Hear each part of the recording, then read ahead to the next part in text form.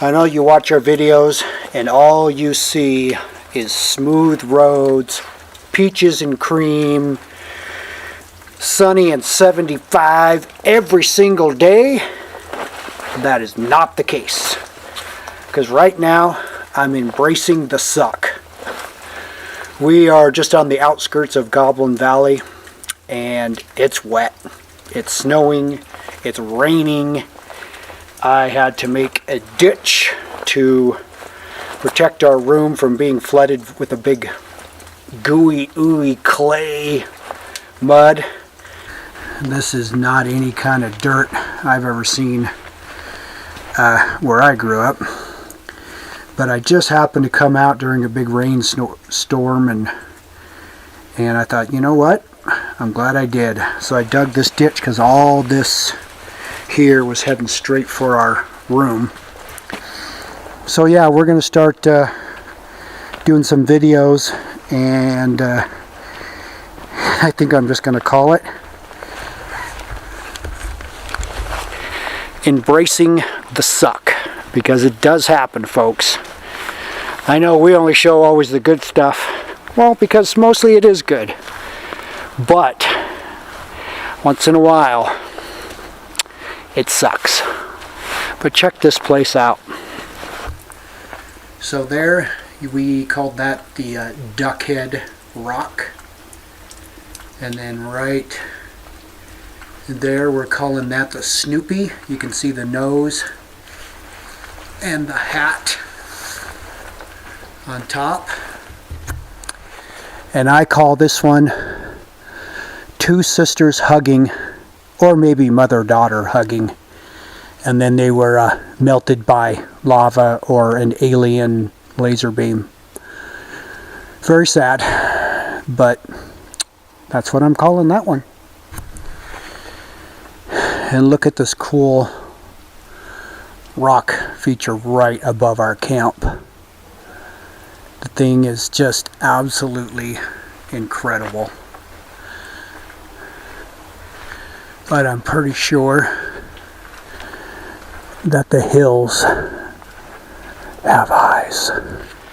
The whole purpose of this video is basically to show all of you basically all the pros and cons of boondocking for over 90 days. And again, I'm calling it Embracing the Suck, because sometimes it sucks. But it has been quite the journey. So we are set up for boondocking, off-grid, however you want to word it. And we calculated that over 90 days of camping, we did not spend one penny on camping. We estimated we saved probably over $2,500 in camping fees by basically being set up and boondocking with our solar, our lithium batteries, our water supply, everything. $2,500, that's a lot of money, folks, but it does come with the price. So a couple nights ago, me and Brenda got a notepad out and we wrote down, I don't know, maybe about 10 things that aren't so great being a full-time RVer, but yet is what it is. So we're each all going to take a couple turns talking about our stuff that, I don't know, could, stressful or it's a chore. So I'm going to start off and talk about a few while I'm fishing and maybe catch a bass. That would be cool.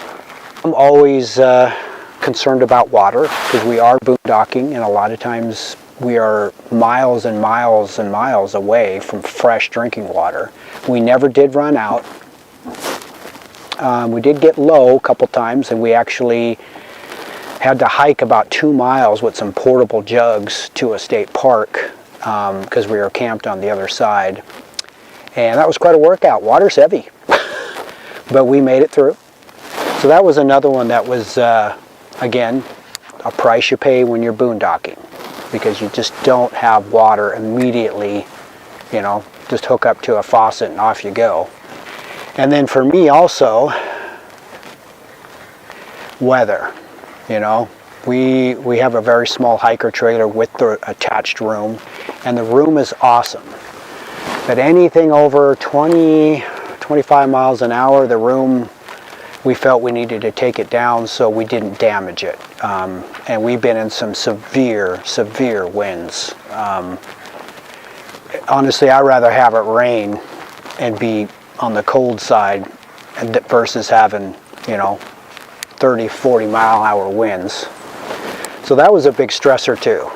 But even if you're camped in a campground, there's nothing you can do about that. Battery power and solar and generator. We have 180 watts of solar on our hiker trailer, and I got one lithium battery. And I think there was twice, maybe 3 times when I went to bed, the voltage looked pretty good. Well, it wasn't. You know, 4 o'clock in the morning, I noticed my voltmeter was, well, it was dark because there was no volts to read. So yeah, there was a couple times where I wasn't paying attention good enough to keep our fridge going, which only runs off 66 watts, but still it's a fridge freezer, and it's strictly all off of 12 volt while we're boondocking again. We don't have any full hookups. So that's another kind of a con, I guess you could say. But yet, no food was ruined. Actually, that refrigerator could be off probably a couple hours before you actually had any, you know, loss of major temperature.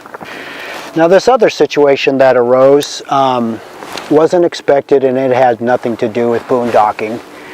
Our Coleman stove that we've had for almost 20 years now, well, it pretty much gave up the ghost. I went to use it one evening, and it wasn't getting any propane,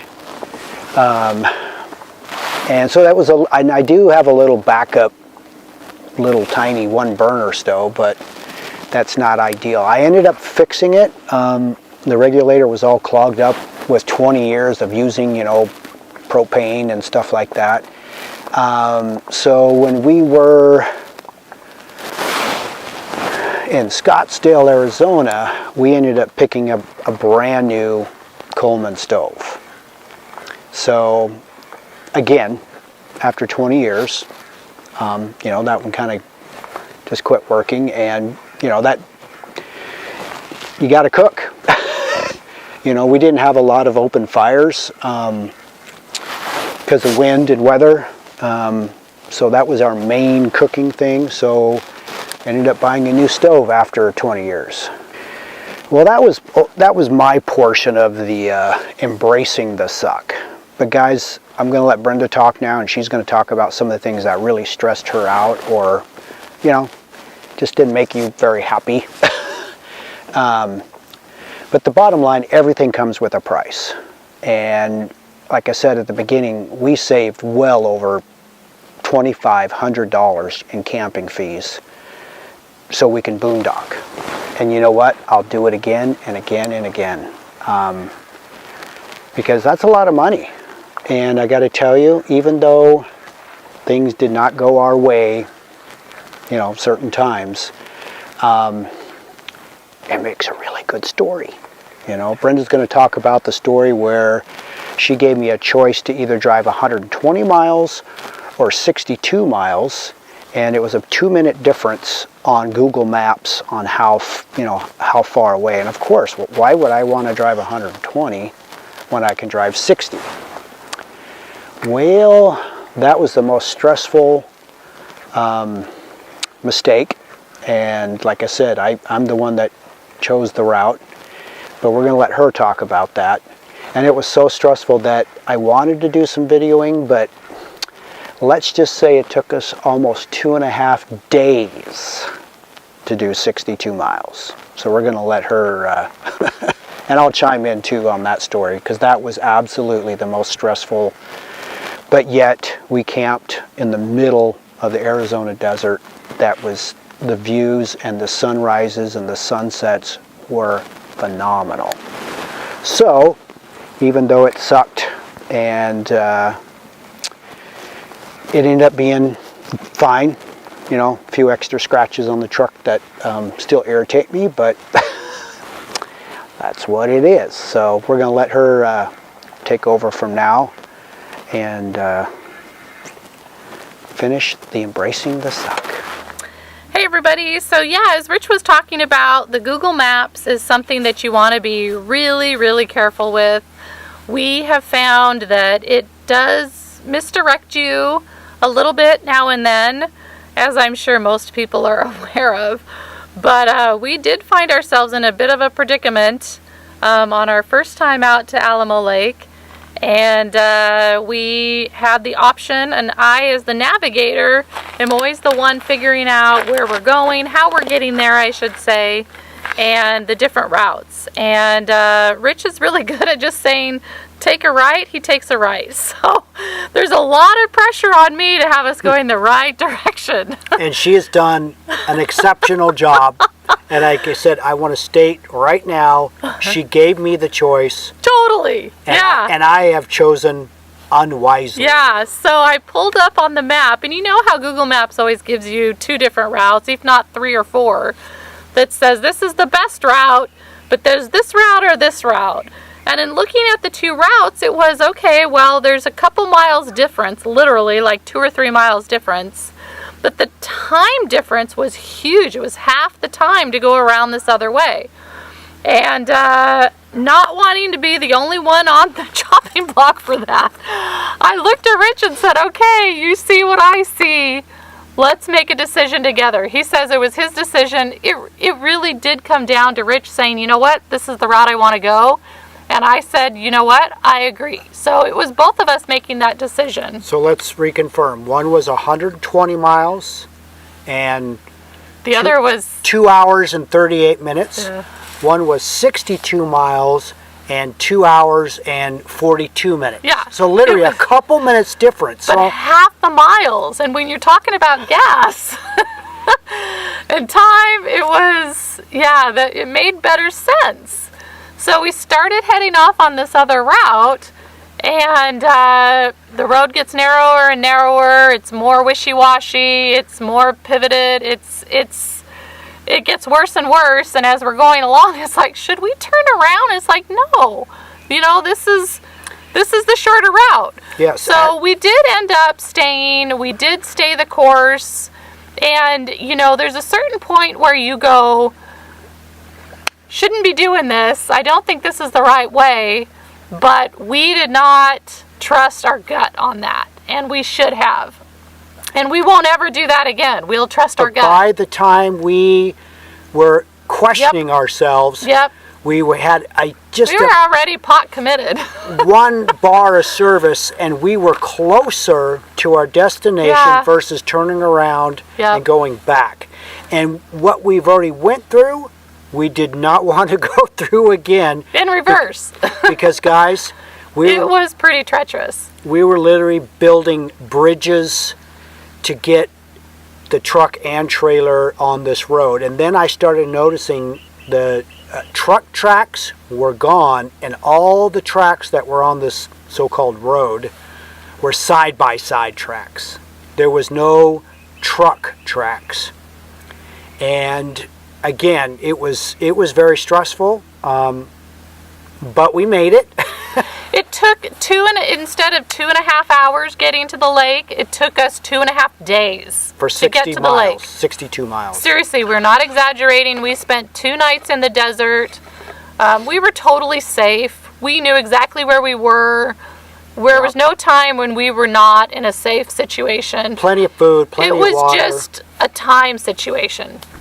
And yeah, we pushed ourselves a little bit. The second day we went 8 hours and about 10 miles. And we didn't stop for lunch. We just kept going. And it was like, literally I was just walking along behind with the tracks and making bridges, and Rich was just low. Needless to say, long story short, It was exhausting. It was trying.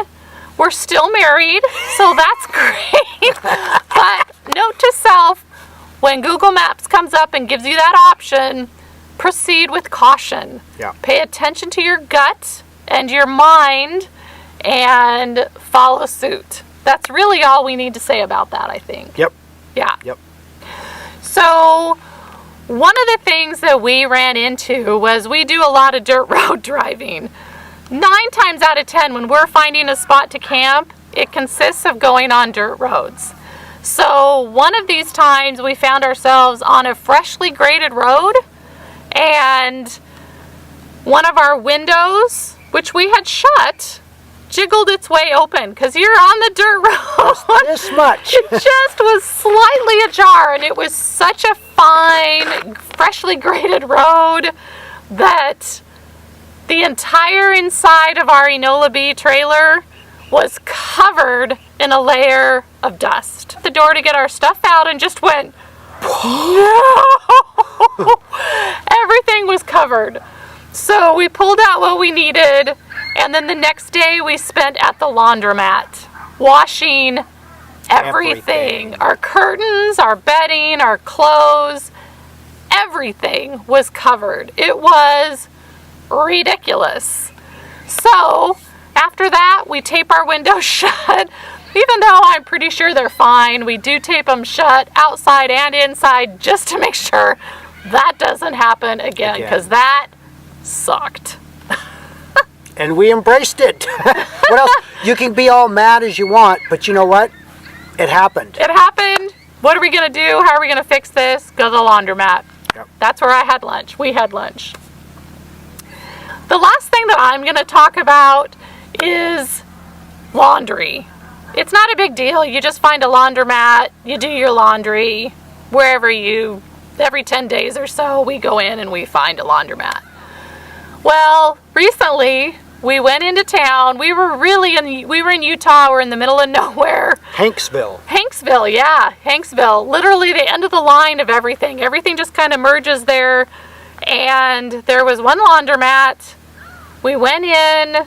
I put the stuff in to wash, sat in the truck, went back in, pulled it out, put it in the dryer, walked away, went back 20 minutes later.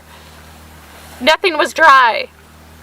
And I was like, what the heck? Okay, well, this dryer just must not be very good. Put in more quarters. Nothing happened. Moved it to another one. Nothing happened. And at this point, I'm just like, these things are broken. That's when I realized we had lost power to the building. The entire city was practically out of power. It was ridiculous. Long story short, everything came out. Everything went back to camp with us. And our room off the Enola B, off of our awning, became our dryer. And we had clotheslines hung in there. It was just silly. But we got everything dry. It took a couple of days to do so, and I lost all the quarters I was putting in the machine trying to get it to work before I realized it was out of power. The good news is it didn't lose power while they were in the washing machine, because you put stuff in those washing machines, the lid locks. If you lose power, that lid, I'm pretty sure, is going to stay locked. So, or it would have been soaking, sopping wet, or full of soot. So we were very fortunate that I got it into a dryer first before power went out. But that was a huge frustration, but we got through it. I do just want to say, I'm fine. I know my voice is crackly.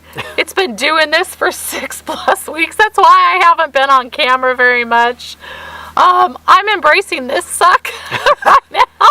She feels fine. Because I'm fine. I'm totally fine. There's nothing wrong with me. I just don't know if it's an allergy or dust or something. Desert allergies is where we're going with That's what we're calling it. So I've embraced this, and I will let Rich finish up with the last of our few topics. So basically, always at the top of the list, you've heard us talk about this a lot, and it's weather. And weather, you have zero control over. Zero.